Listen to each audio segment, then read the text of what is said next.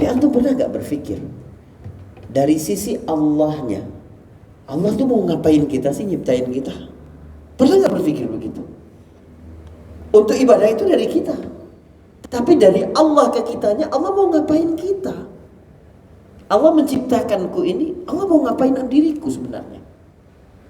Nah, ini pola relasi yang unik antara hamba dengan Allah.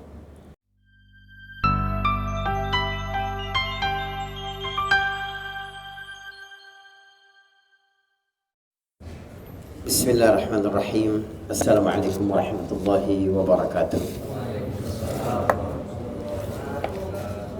Alhamdulillah alladzi arsala rasulahu bil huda wa dinil haqq liyudhhirahu 'ala ad-din kullihi wa kafa billahi shahida. Asyhadu an la ilaha illallah wahdahu la syarika lah wa asyhadu anna Muhammadan 'abduhu wa rasuluh. Allahumma shalli wa sallim wa barik 'ala an-nabiyil huda wa 'ala alihi wa ashabihi wa man walah, amma ba'd.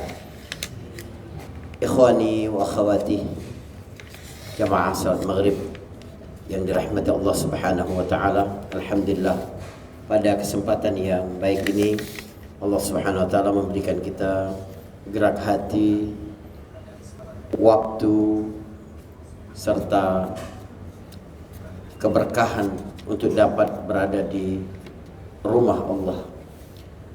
Kita melaksanakan salat maghrib berjamaah, lalu bersabar berada di dalam ruang ilmu, mempelajari agama ini memang sesuatu yang memberikan efek besar dalam kehidupan. Sebab ada banyak orang, saudara, yang melihat ngapain sih saya harus ngaji gitu ya. Sebab dari kecil terlahir sebagai seorang muslim, merasa bahwa sudah tahu, sudah kenal segala sesuatu yang berkaitan dengan Islam. Saudara, menurut antum ya, satu mobil itu punya berapa kira-kira ya spare part satu mobil kira-kira? Berapa Pak? Kira-kira berapa Mas? Satu mobil kira-kira?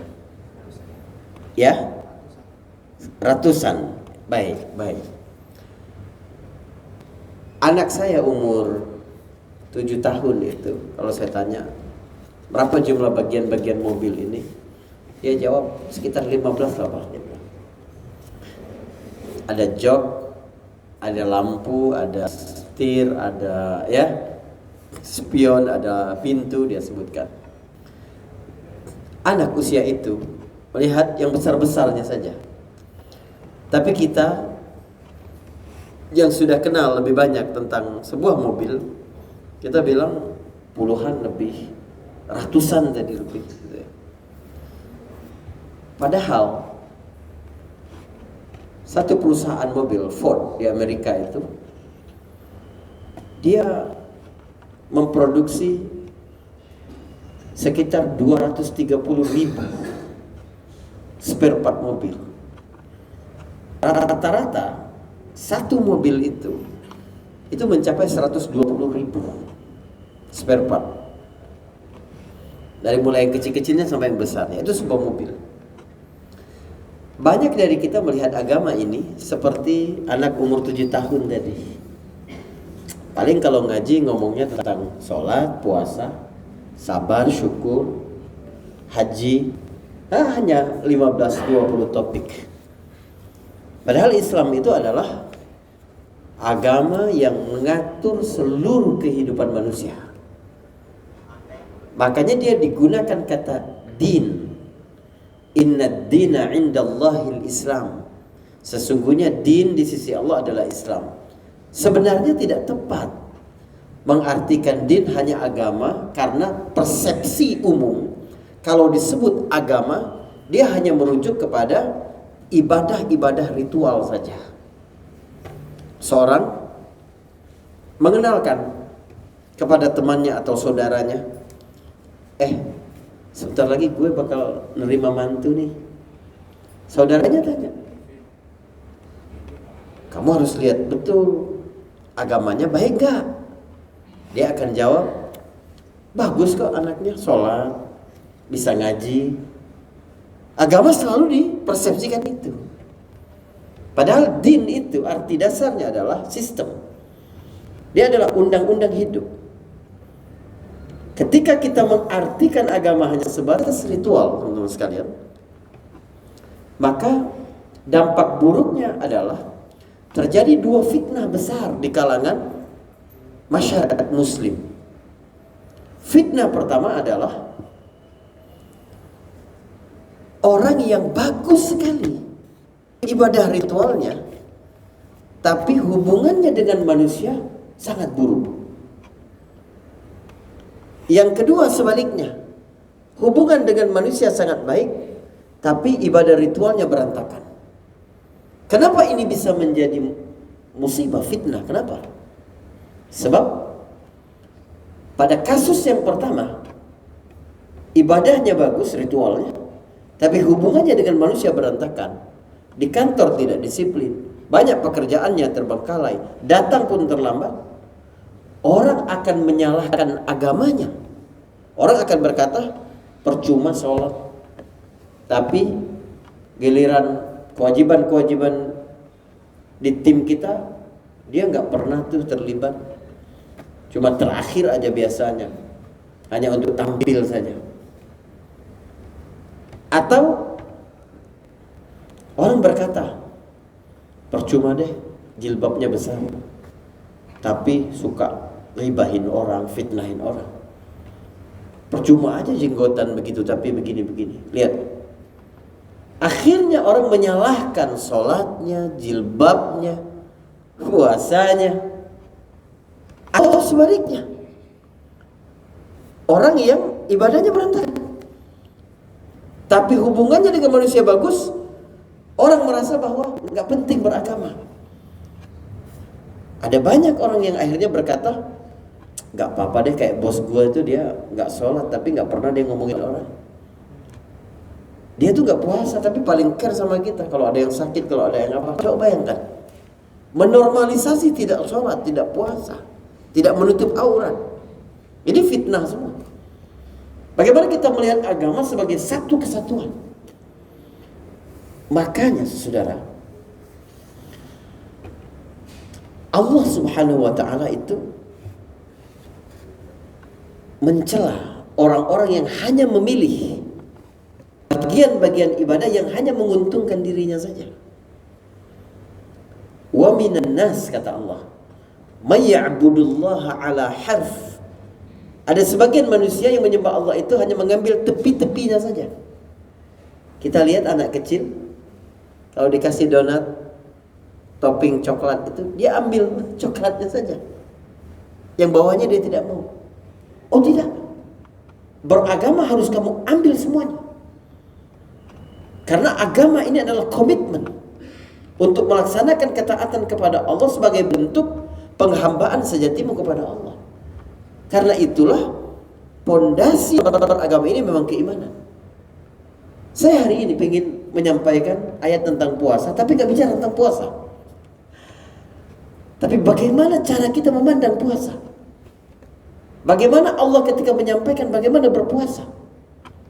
Ketika Allah menyapa, ya ayyuhalladzina amanu, wahai orang-orang beriman. Saudara, berat puasa itu. Bagaimana tidak? Kita biasa makan, biasa minum di udara tropis ya, yang sangat lembab, menguras energi. Matahari juga panas, siangnya juga panjang. Tidak seperti musim dingin di negara-negara subtropis yang jauh itu. Tapi kita diminta untuk melakukan itu. Bagaimana cara kita melihat ibadah seperti puasa itu? Sehingga kita tidak menyembah Allah hanya bagian-bagian yang kita suka saja, bukan. Cara kita memandang syariat pun harus benar. Makanya yang dipanggil adalah keimanan. Seberapa percaya kita dengan kebaikan Allah dalam berbagai bentuk dalam kehidupan kita ini. Allah memerintahkan kita, mewajibkan kita Sebagaimana menakdirkan sesuatu yang mungkin kita tidak suka. Ini bagian dari cinta Allah kepada kita. Siapa yang terus-menerus dapat melihat apapun yang Allah berikan kepadanya dalam kehidupan ini sebagai wujud cinta Allah kepada dia, gak mungkin dia pernah merasa berat. Tidak mungkin. Jadi berat atau tidaknya satu perintah itu karena kita tidak kenal siapa pemberi perintah. Kuncinya cuma di situ. Al-ibratu bil amir la bil amr. Ini urusan seberapa kita kenal dengan Allah. Makanya ma'rifatullah, kenal Allah adalah induk segala kebijaksanaan. Seberapa kita kenal dengan Allah? Ini seperempat paling besar nih dari mobil tadi. Yang bernama Islam itu kenal Allah. Kita kenal tidak sama Allah? Relasi antara kita dengan Allah itu sudah benar apa tidak? Bagaimana hubungan kita ke Allah, Allah ke kita? Saudara, hal paling pokok nih. Saya tanya kepada antum, apa tujuan kita diciptakan? Kita ada di bumi ini untuk apa? Untuk apa, Pak? Menyembah Allah, ibadah. Iya kan? Semua kita tahu. Allah state di dalam Az-Zariyat ayat 56, "Wa ma khalaqtul jinna wal insa illa liya'budun." Aku tidak ciptakan jin dan manusia kecuali untuk menyembah, beribadah, menghamba kepadaku. Liya'budun ini terambil dari kata abd, hamba sahaya. Supaya kita menghamba sepenuhnya kepadaku, kata Allah. Baik. Tapi pernah tidak kita berpikir, ini kan dari sisi kita kepada Allah. Allah menciptakan kita untuk apa? Dari sisi kita ke Allah, supaya kita menghamba kepadanya. Tapi antum pernah gak berpikir, dari sisi Allahnya, Allah tuh mau ngapain kita sih, nyiptain kita? Pernah gak berpikir begitu? Untuk ibadah itu dari kita. Tapi dari Allah ke kitanya, Allah mau ngapain kita? Allah menciptakanku ini, Allah mau ngapain diriku sebenarnya? Nah, ini pola relasi yang unik antara hamba dengan Allah. Dari hamba ke Allah, kita tidak diciptakan kecuali untuk menghamba, beribadah sepenuhnya kepada Allah. Karena bentuk yang datang di ayat Az-Zariyat itu adalah bentuk nafi atau peniadaan, terus exception atau pengecualian. Pokoknya kalau dalam bahasa Arab ada tidaknya kemudian ada kecualinya, berarti itu pembatasan. Tidak ada Tuhan selain Allah, berarti selain Allah bukan Tuhan. Tidak diciptakan kecuali untuk ibadah, berarti selain ibadah kamu melakukan sesuatu yang tidak sama dengan tujuan penciptaan. Ini satu. Bagaimana kita memahaminya? Udah benar apa tidak kita dalam beragama? Ini struktur-struktur dasar cara kita memandang agama. Baik. Dari sisi Allah ke kita, Allah mau ngapain kita? Jawabannya terdapat di dalam surat Hud ayat 119. Illa man rahima rabbuk walidzalika khalaqahu. Kecuali dia yang disayang, dicintai oleh Tuhanmu, sebab untuk itulah mereka diciptakan. Subhanallah. Clear. Untuk apa Allah menciptakan kita? Untuk menyayangi kita. Illa, kecuali yang dapat kasih sayang dan cinta dari Tuhanmu, sebab hanya untuk itulah mereka diciptakan. Baik. Coba kita lihat relasi pertama kita ke Allah. Karena Allah tidak menciptakan kita kecuali untuk penghambaan, ibadah kepadanya, maka apapun yang kita lakukan dalam hidup ini harus bernilai ibadah. Kalau tidak, sia-sia. Ustaz, jadi kita harus beribadah kepada Allah 24 jam. Iya, karena kita diperintahkan Allah, ya. Karena kita diciptakan oleh Allah untuk beribadah kepadanya. 24 jam, 24 jam. Tapi kan kita mau kerja, mau cari duit, mau berbisnis, mau istirahat. Kenapa ada pertanyaan itu? Karena kita melihat ibadah hanya pada bentuk-bentuk ritual. Ketika Allah berkata, kamu tuh enggak diciptakan kecuali untuk beribadah, berarti kita mesti mengkonversi semua kegiatan kita dalam hidup punya nilai ibadah. Tidurmu bagian dari ibadah, bisnismu bagian dari ibadah, bekerjamu bagian dari ibadah. Harus begitu. Kalau tidak sesuai dengan tujuan penciptaan. Anda sedang melakukan satu perjalanan, buka map, lihat tujuannya ke sana.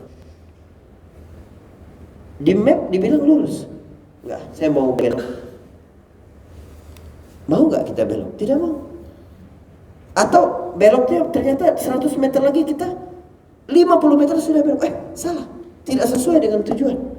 Tidak mau kita akan kembali lagi. Jadi karena Allah menciptakan kita hanya untuk ibadah, maka apapun yang kita lakukan harus punya nilai ibadah. Tapi ini juga bermakna bahwa ibadah bukan hanya sekedar sholat.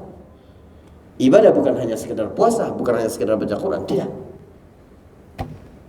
Segala sesuatu yang menguatkan kehambaan kita kepada Allah. Apa itu?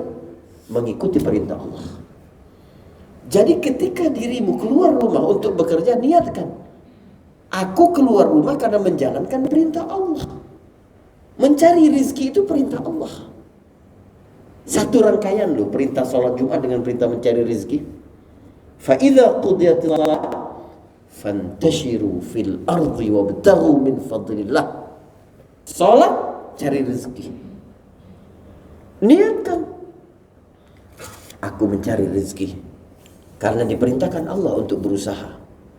Aku mencari rizki dan mengikuti aturan-aturan Allah untuk menjaga keluargaku dari yang haram. Aku mencari rizki karena Allah tidak suka dengan hamba yang bermalas-malasan. Nabi perintahkan untuk giat. Ihris ala ma yanfa'uk. Kamu harus giat segala sesuatu yang mendatangkan manfaat bagimu. Sehingga yang kita lakukan sehari-hari itu dapat pahala terus kita. Pokoknya relasi kita dengan Allah untuk menghamba, apapun yang kita lakukan harus ada nilai ibadahnya. Sebaliknya saudara, ketika kita tahu bahwa Allah menciptakan kita untuk menyayangi kita, mencintai kita, maka berarti apapun dari Allah pasti bentuk sayang Allah kepada kita. Yang pertama tadi faham, apapun dari kita nilai ibadah. Yang kedua, apapun dari Allah bentuk sayang Allah. Apa itu? Ada 3, Pak. Bentuk sayang Allah kepada kita ini ada 3. Yang pertama adalah khalqullah, ciptaan Allah. Semua ciptaan Allah di alam semesta ini bentuk sayang Allah kepada kita. Cara pandang seperti ini membuat kita pandai dalam mensyukuri nikmat Allah. Bukan hanya melihat kebaikan pada nikmat-nikmat yang datang secara langsung kepada kita, direct ni'mah saja, bukan. Tapi kita melihat alam semesta, keteraturan di kosmik, ya, kemudian kekayaan nabati, ya, flora dan fauna. Ini semua bentuk sayang Allah. Karena semuanya saling terkait. Untuk menjaga keseimbangan, ada rantai makanan, ada ya ekosistem yang diciptakan oleh Allah, ada sesuatu yang sangat, semua di alam ini, di alam, saya tidak bilang di dunia, di alam. Alam luas sekali. Tata surya lebih luas dari itu. Ya, Bima Sakti lebih luas daripada itu. The Milky Way, dan ada jutaan seperti itu. Pasti Allah ciptakan untuk kebaikan manusia. Ada hubungannya untuk kita. Cara Allah menjaga bumi, ya, bagaimana posisinya dari matahari, bagaimana susunan planet-planet, bagaimana itu bentuk Allah sayang sama kita. Maka Allah berkata, وَسَخَّرَ لَكُمْ مَا فِي السَّمَاوَاتِ وَمَا فِي الْأَرْضِ جَمِيعًا مِنْ. Allah menundukkan semua yang di langit, semua yang di bumi, ya, bentuk nikmat Allah kepada kamu, pemberian Allah kepadamu. Pertama itu. Yang kedua adalah takdir, ketetapan-ketetapan dalam hidup. Semua yang Allah berikan kepada kita, bentuk sayang Allah kepada kita.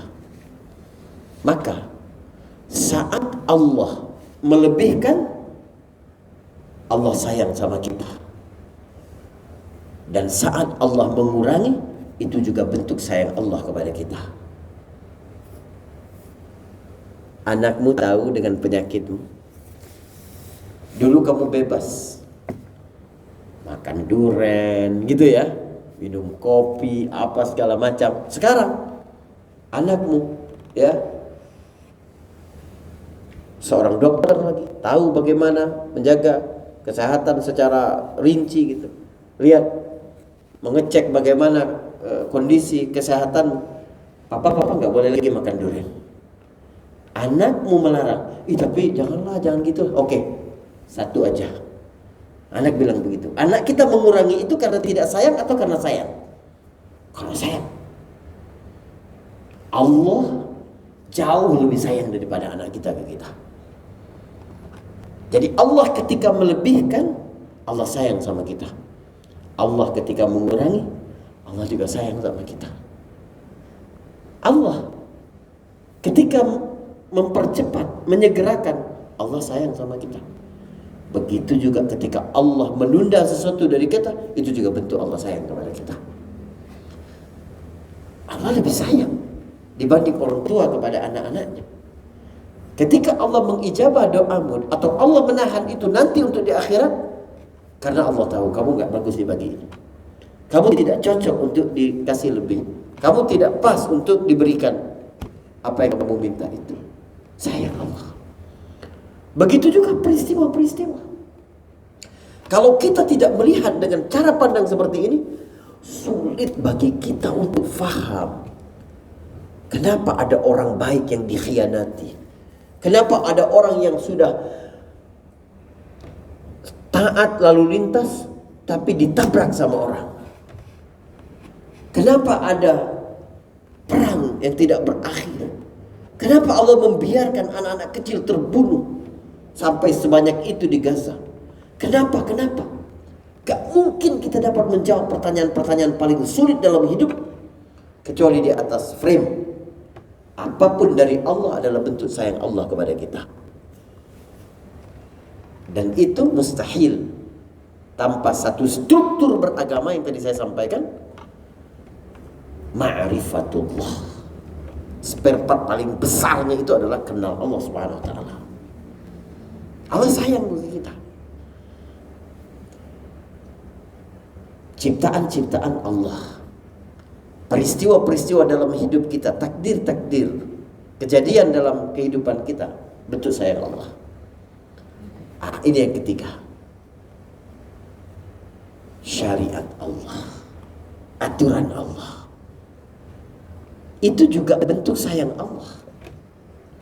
Jadi orang yang kenal Allah itu, dia merasakan sayang Allah ketika Allah memberinya air, sama dengan dia merasakan sayangnya Allah ketika Allah melarangnya minum selama siang hari di bulan Ramadan. Dia merasakan sayangnya Allah ketika Allah membuat matanya dapat terpejam tidur nyenyak, sama dengan sayangnya Allah ketika menyuruhnya bangun pada saat dingin, sepertiga malam terakhir, terus untuk sholat subuh. Dia melihat sama pemberian Allah, ketetapan takdir dari Allah, aturan-aturan dan kewajiban-kewajiban dan larangan dari Allah. Semua ini bentuk sayang Allah kepada kita, karena dia dari Allah. Dan Allah gak mungkin memiliki sesuatu kecuali karena sayang tadi, berdasarkan surat Hud ayat 119 tadi. Saudara, apa gunanya kita faham bahwa syariat itu juga bentuk sayang Allah kepada kita? Atau dalam bahasa Imam Syafi'i rahimahullah, al-ibadat mu'allalatun bimasalihil ibad. Ibadah itu selalu merujuk kepada kemaslahatan hamba. Kalau Allah mewajibkan sesuatu atau melarang sesuatu, pasti keuntungannya untuk kita. Ada rahasia untuk kebaikan bagi kita. Jadi kita ringan ketika mengerjakan itu. Jangan pernah, saudara, kita menuduh Allah mengambil manfaat dari sujud kita, dari puasa kita, berlapar-laparnya kita. Gunanya bagi Allah apa? Tidak ada gunanya bagi Allah. Seluruh makhluk ini durhaka semua sama Allah, tidak berkurang sedikit pun kerajaan Allah. Seluruh makhluk taat semuanya kepada Allah, tidak bertambah sedikit pun. Nabi SAW bersabda, "Lau anna awwalakum wa akhirakum, insakum wa jinnakum, ala atqa qalbi ahadin minkum ma zada fi mulkihi syai'a." Kalau sekiranya dari yang pertama sampai terakhir, dari bangsa manusia dan bangsa jin, hatinya sama seperti hati orang yang paling bertakwa di antara kamu, katakan hatinya seperti hati Nabi Muhammad semua, tidak bertambah kerajaan Allah sedikit pun, kata Nabi. Allah gak ngambil keuntungan. Kamu nyembeli sapi, nyembeli kambing, nyembeli onta, Allah gak ngambil keuntungan di situ. Tidak akan sampai kepada Allah. La yanalullah luhumuha wala dima'uha. Gak sampai ke Allah dagingnya, darahnya. Itu menurut saya tamparan keras sekali kepada kita. Jangan pernah kemudian menganggap ibadah kita ini transaksi kepada Allah. Kalau kita faham begini, gak mungkin kita berkata, ya Allah, aku sudah rajin puasa, aku sudah disiplin sholat berjamaah, aku sudah begini, sudah begini. Lah, sementara kamu beribadah itu adalah bentuk sayang Allah kepadamu. Karena syariat itu ditetapkan oleh Allah karena Allah sayang. Dan baik itu sudah terbukti secara ilmiah atau manusia belum faham pada saat ini. Manusia belum tahu manfaatnya. Saudara, ketika 15 abad yang lalu Allah perintahkan kita untuk berpuasa itu, belum sampai ilmu kedokteran, pengobatan pada waktu itu melihat bagaimana terapi puasa dapat mengobati banyak penyakit. Bagaimana recovery, sistem pencernaan manusia yang rumit itu dapat dilaksanakan dengan sangat sederhana. Hanya tidak masuk cairan dan makanan dalam waktu 12 jam saja. Subhanallah.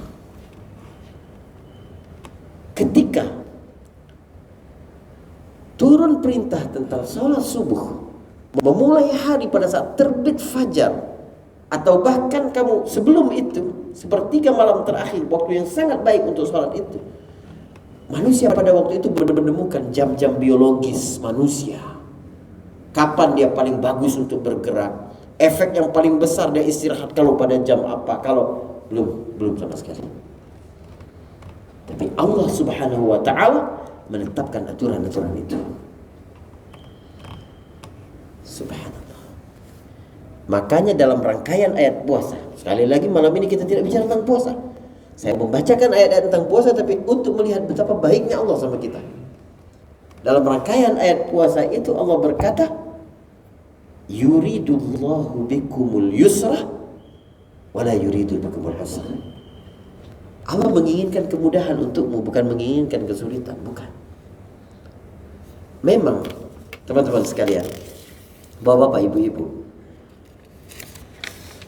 frasa Allah menginginkan kemudahan bukan keburukan itu datang setelah Allah menyebutkan siapa yang sakit atau berada dalam keadaan safar maka bisa mengganti di hari yang lain. Allah menginginkan kemudahan, tidak menginginkan kesusahan. Sehingga banyak orang yang melihat bahwa Allah menginginkan kemudahan, tidak menginginkan kesusahan itu konteksnya adalah boleh tidak berpuasa bagi orang yang berat berpuasa. Padahal tidak. Dia mengcover semua ayat-ayat tentang puasa. Jadi kutiba alaikumus siyamnya, kamu diwajibkan puasa itu bentuk Allah menginginkan kemudahan bagimu. Kemudahan apa? Dengan puasa, kemudahan apa? Banyak sekali. Kita mau mulai dari fisik, emosi, akal, logika. Dia mencakup semua. Puasa itu memudahkan kita banget. Memudahkan apa? Pertama, memudahkan manusia untuk recovery fisiknya. Sistem pencernaan yang tidak pernah istirahat itu, ya, kemudian diistirahat total selama kurang lebih 12 jam atau seharian, ternyata efeknya besar sekali. Ada temuan-temuan, ya, pengumuman medis tentang efek fisik bagi manusia pada hari pertama, pada hari kedua, pada hari ketiga, disebutkan di situ. Tapi kita jangan berpuasa untuk itu. Kenapa? Sebab pola relasi kita dengan Allah tadi adalah menghamba kepada Allah. Jadi kamu memang melakukan itu karena kamu taat. Karena Allah perintahkan, aku lakukan itu. Mau aku tahu hikmahnya, aku tahu manfaatnya atau tidak, itu urusan lain. Yang penting kita percaya bahwa segala sesuatu dari Allah bentuk sayang Allah, termasuk perintahnya. Tapi kamu jangan puasa karena biar sehat, bukan. Kamu tidak dapat pahala di situ nanti. Sebab kalau kamu baru melakukan ibadah, mengambil agama ini setelah tahu keuntungan untuk dirimu, ini yang tadi saya sampaikan. Sebagian manusia hanya menyembah Allah mengambil tepi-tepinya saja, pinggir-pinggirnya saja. Kalau begitu kita dapat bertanya dengan pertanyaan paling mendasar ke dalam diri. Sebenarnya kita menyembah siapa? Kita menyembah Allah atau menyembah kepentingan kita? Ini ada contoh nyata dalam kehidupan. Ada seorang profesor. Dia muslim. Udah dengar lama sekali tentang larangan minum berdiri. Tapi dia pikir, ribet banget sih jadi orang muslim. Sampai minum pun harus diatur sedemikian rupa. Dia tahu hadisnya, tapi dia enteng sekali. Dia minum berdiri sambil berjalan sambil apa. Dia mengabaikan aturan Allah itu. Sampai suatu hari dia baca satu jurnal ilmiah. Dia lihat dampak buruk minum dalam keadaan berdiri. Cairan yang jatuh secara langsung ketika manusia sedang berdiri itu mempercepat kerusakan ginjal. Sejak itu dia tidak mau lagi minum berdiri. Bukan karena larangan Allah, tapi karena kepentingan diri dia. Sebenarnya dia menyembah siapa? Pola relasi kita ke Allah ini benar dulu nih. Supaya nanti pola relasi kedua dari Allah ke kita juga benar. Puasa memudahkan itu. Lalu apalagi? Emosi. Manusia jauh lebih stabil ketika berpuasa. Ya. Paling sulit di dunia ini adalah apa? Menahan keinginan. Dan itu menunjukkan kita tidak merdeka. Jadi merdeka itu bukan bebas melakukan apa yang kita mau, bukan. Kalau itu mudah sekali, anak kecil semua begitu. Tapi dalam pengertian yang dewasa, merdeka itu adalah bebas dari keinginan-keinginan.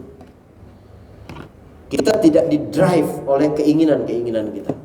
Kalau ada orang yang berpikir, kalau aku ingin sesuatu harus aku lakukan, itu nggak merdeka dia. Disetir oleh hawa nafsunya. Makanya dalam bahasa Quran jelas sekali. Dia menjadikan hawa nafsunya sebagai Tuhan. Afamanittakhadha ilahahu hawahu. Dia menjadikan keinginan-keinginannya, hawa nafsunya sebagai Tuhan. Pokoknya kalau dia bilang mau, dia lakukan. Kalau tidak, tidak. Di era sekarang, di mana orang-orang ke distract ya, dengan gadget ini, manusia menjadi semakin impuls. Impuls itu rusak. Otak bagian depan yang berfungsi untuk mengontrol keinginan itu nggak berjalan. Kalau dia ingin harus segera saat itu juga. Makanya kita dengar anak membunuh ibunya karena ngambil HP-nya, karena ngapusin game-nya, karena kenapa? Manusia nggak bisa lagi itu. Kalau dia ingin harus segera dilakukan itu. Puasa mendidik itu. Siapa yang tidak ingin minum es teh manis jam 2 siang saat sedang terik-teriknya? Ingin kita. Bukan berarti orang berpuasa tidak punya keinginan. Tapi dia melatih bagaimana menaklukkan ya keinginan-keinginan impulsif dalam diri dia itu. Oh, nanti belum azan maghrib. Oh, nanti aku masih berpuasa. Dan bukan cuma itu kata Nabi. Orang berpuasa itu ketika ada yang mencelanya, mengajaknya berkelahi, maka dia tahu, dia berkata inni shaim, aku puasa. Inni shaim itu kekuatan karakter luar biasa tuh. Puasa nanti mengajarkan kita bahwa sikap lembut itu bukan lemah. Sikap lembut itu justru kekuatan. Memaafkan kekuatan, tidak reaktif kekuatan. Dapat menjaga emosi pada saat lapar, kekuatan. Kalau kita, orang lapar mudah tersulut ya. Makanya kalau diskusi dengan istri jangan ketika lapar ya, dikenyangin dulu, ajak makan apa dulu baru diskusi ya, baru bilang kayaknya bulan depan uang belanja nggak sebesar bulan lalu. Wah, setelah makan Pak, jangan sebelum makan. Kalau kamu bisa sabar pada saat kamu lapar, lebih mudah bagimu untuk menertibkan emosimu ya, meluruskan karaktermu pada saat kamu kenyang. Dari sisi otak juga begitu ternyata. Manusia itu lebih fokus pada saat dia lapar ternyata. Kajian ini untung sebelum Isya. Jadi antum masih bisa fokus. Kalau makan dulu kemudian pengajian, enggak fokus lagi. Benar lebih mudah itu. Dalam seluruh syariat agama, semua ini bekerja sejalan. Makanya kita tidak memahami Islam sebagai din, bukan hanya agama ritual, tapi juga sistem dalam kehidupan, mengatur semuanya. Dan itu bentuk penghambaan, totalitas keserahan kepada Allah Subhanahu wa taala, lalu kita dapat merasakan apapun dari Allah sebagai bentuk sayang Allah kepada kita. Mungkin ini yang bisa saya sampaikan ya. Berapa menit lagi Isya? 5 menit. Masih ada 5 menit. Jika ada yang ingin diskusi atau ingin tambahkan, silakan ya. Barakallahu fikum.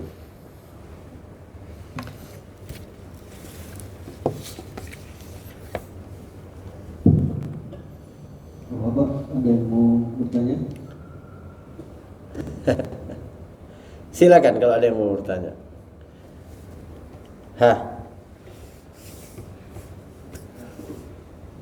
Ya, tapi insya Allah bisa dipahami ya, Bapak Ibu-Ibu ya. Saya review singkat dari apa yang saya sampaikan tadi. Jangan merasa kita tuh sudah cukup pengetahuan tentang agama. Bagian-bagian dalam agama itu banyak sekali. Analogi spare part mobil tadi harusnya membuat kita terus semangat. Kita ini baru tahu sedikit banget dari agama. Sebab agama Islam harus dipandang sebagai satu sistem aturan yang meliputi semua bidang kehidupan manusia.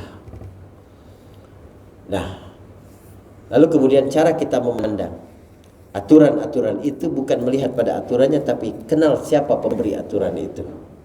Dengan mengenal dua pola istimewa hubungan antara kita ke Allah dan Allah ke kita tadi.